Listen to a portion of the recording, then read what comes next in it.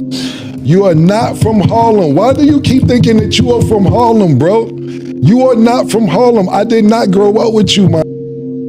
I did not grow up with you. Contrary to what you believe, I did not grow up with you. You are from the Bronx. Did your grandmother live?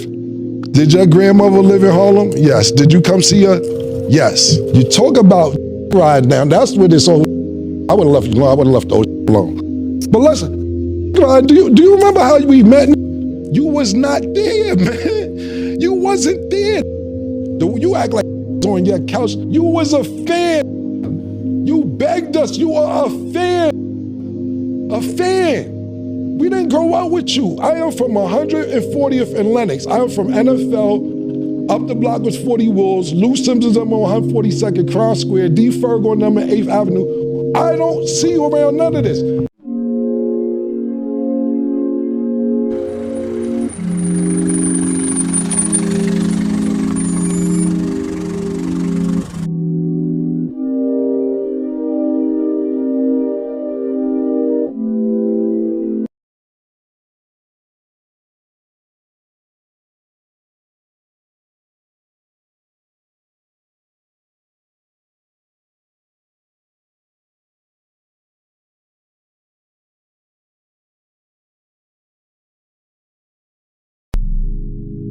So apparently, Cameron and Jim Jones is back to beefing again. Oh man, we go again with this, huh? So Cameron had 50 Cent on his show, you know, the Cam and the May show. It is what it is. And he went back into the past. This is why sometimes going into the past can be dangerous. You know what I'm saying? But what I don't like with brothers that was once like best friends or cool homies or whatever, they get to airing out each other's feelings towards things that happened in the past. Like, I thought this was supposed to be a new year, even though we know the new year is really in spring. And it's like, you can tell that these brothers been having those feelings for so long, quite some time, you know? And they haven't been cool since, to me, in my opinion, and there's no disrespect to Cam and Jim or Mace or any of them, because, you know, I love Harlem. I don't want to lose my Harlem pass. Let me stop.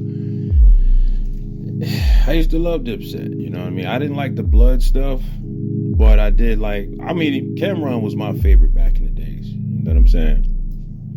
I feel like when, and this is just my observation outside looking in, right?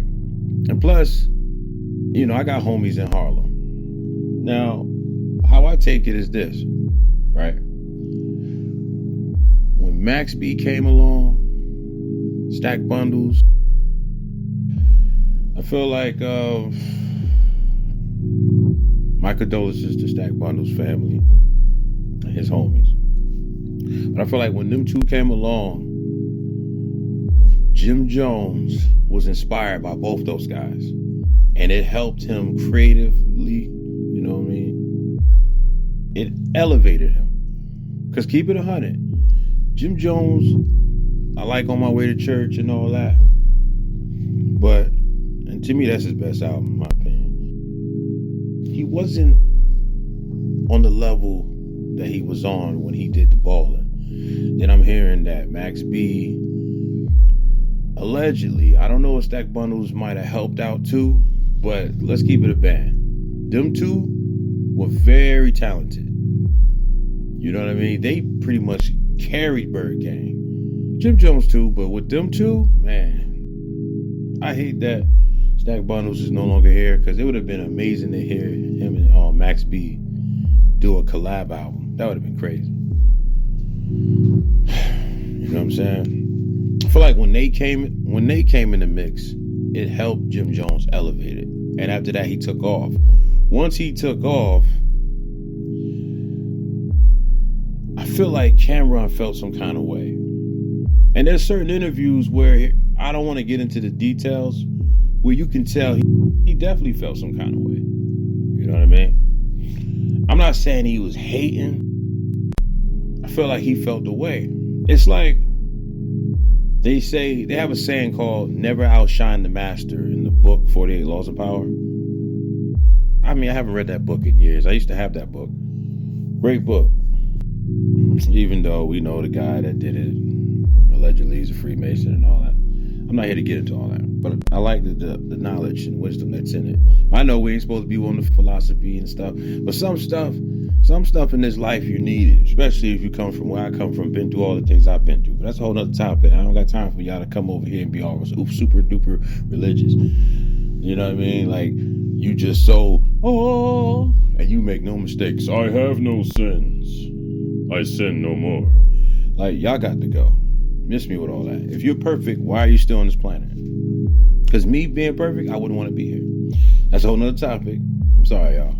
That's just because I hear the comments coming. I know they coming. Or the quick and slick sub throwers, you know what I'm saying? I don't got time for them. So I got to address them real quick. So anyway, let me get back to this. Sorry, y'all. If you left, then I ain't mad at you. I know I do that sometimes. I go off into the deep end. Let me get back to the video. Woo. So, I don't know how y'all deal with me. So, where was I at, man? I was about to go on a rant. I'm gonna have to ask you to get back to the subject, Mr. Donnie. All right, I got it. All right. Just work with me. Well, yeah. All right. So I was saying there, little youngin', back in my day, the glory days. It was a beautiful time. Oh, yeah. Man, we had it all. The ladies, street fame, money here and there, the chains, nice clothes, Air Force Ones, the white Johns,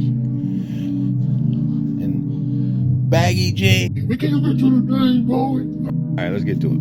So, I understand what it's like when you outshine your homie, and they feel some kind of way. They want to keep you under the wing, but there's enough to go around for all of us. Why does Cameron have to feel a way that Jim Jones elevated in a way? Not lyrically, but music-wise, like that Ballin', he caught one with that one. He never had another one after that, and that's how you know Max B was really the one that blew that up. You know what I mean? Shout out to Max B, man. Be glad, when he come home. I'm not really sure what went down, but he was a very talented dude. And so Cameron was airing out Jim Jones. He's mentioning things because Jim Jones mentioned things in an interview recently. But Jim Jones feels a way that Cameron had 50 Cent on the interview. But I'm not gonna hold you. When Cameron spoke on the issue that he had with Jim Jones and how 50 Cent manipulated Jim Jones, which he did. 50 Cent played chess. He's another one who studies the 48 Laws of Power. He has a book called The 50. I think it's called The 50th Law of Power. That he, made that book with the author of 48 Laws of Power, which is Robert Greene. But anyway, 50 Cent, man, everything he do is calculated. Just know that. Plus, he from Jamaica, Queens. Make it even worse. But shout out to Jamaica, Queens. Okay, I actually walked through God Brew, and I was like, "Wow, this is God Brew." I had no idea. Like, it looked like that in person. I just had to see for myself. You know what I'm saying?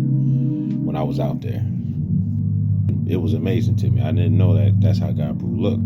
It's crazy how when these dudes rap about where they from, and you actually go to their neighborhoods, and it never looked how you thought it would look. You know what I mean? And Cameron and Mason, Jim Jones, and Big L and all of them inspired me. I don't want to say inspired me to go to Harlem, but I think they played a major role to a degree. You know what I mean? When I went out to Harlem, I fell in love. Love Harlem. That's my second home, man. I don't care what nobody's saying. I hate that I've been away for so long, but I can't wait to go back out there. I remember when I was out there, I was in the shelter, and this big girl had the hots for me. She had a crush on your boy, and she almost got me kicked out of the shelter. I just want to be transparent. I hope y'all don't mind. And I'm gonna say that story for another time. Because she would always come to the shelter looking for me, and then they was like, "Yo, what's up with this girl you got coming here? We're gonna have to ask, we're gonna have to ask you to leave, or go stay with her." Bro, I think every shelter I was in, I almost got kicked out of. I was always a problem back in the day. But sometimes it just was out of my control. But anyway, yeah, I miss Harlem. So I feel like when Jim Jones rised above Cam, because Cam wasn't on the level that he was on when Jim Jones was just a hype man. And we know about Mace teaching him how to rap and all that. It's like, why does Cam got to bring that up? Like, why you got to do your homie like that? Well, look here, Scrappy. I'm doing that. You heard? I sound like Jim Jones. I did it wrong. I'm trying to do the Cameron impersonation. Look here, Scrappy. Moments later. Why do homies got to do that? We got to go on the internet and air out each other's past. Even, you know how much stuff Jim Jones did that we was all like, oh man, come on, fam. Now I go front, Jim Jones mentioned how Cameron left him. We saw the footage. Cam took flight when Jim Jones got jumped. But now Cam is saying that Jim Jones took flight when BMF rolled up on them. And they said he's saying that they chased him to the beach. I'm like, wow, I didn't know that. That's crazy. I feel like with homies that you done ran the streets with, you done did things with in the past, like as far as like street mentality type of world, y'all gonna have dirt on each other. And I just hate that Cam and Jim is like going back and forth. Like, come on, bro. It's supposed to be a new year. And this how y'all setting it off. Man, California is on fire right now. You think we got time to be worrying about this? This is crazy. So, Jim Jones felt the way that Cam is having 50 Cent on his podcast. And they're talking about Jim Jones. Yeah, Jim Jones, that was foul. He should have never went on 50 Cent's side when Cam and 50 Cent was beefing. You know what I mean? He should have just stayed out of it. He should have stayed on his homie side. But that was a snake move, you know what I mean? And Cam, you could tell he never got over that. Stuff like that. And they've been having issues, you could tell, for years. Even when Cam and Mace got back together, which is, I felt was like kind of weird, but in a way it's cool that at least David was able to break it up, right? Don't worry, I'm gonna fix that smoke detector in the background. It's cool that David was able to piece it up, and now they cool. You know what I mean? They like best friends again or whatever.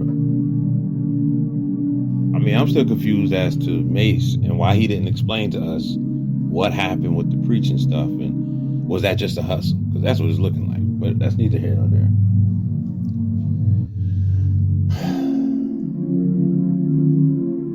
But this is crazy, man. But Jim Jones, this is what you wanted. You made the song Frenemies. We know it was about Cam. This is what you wanted.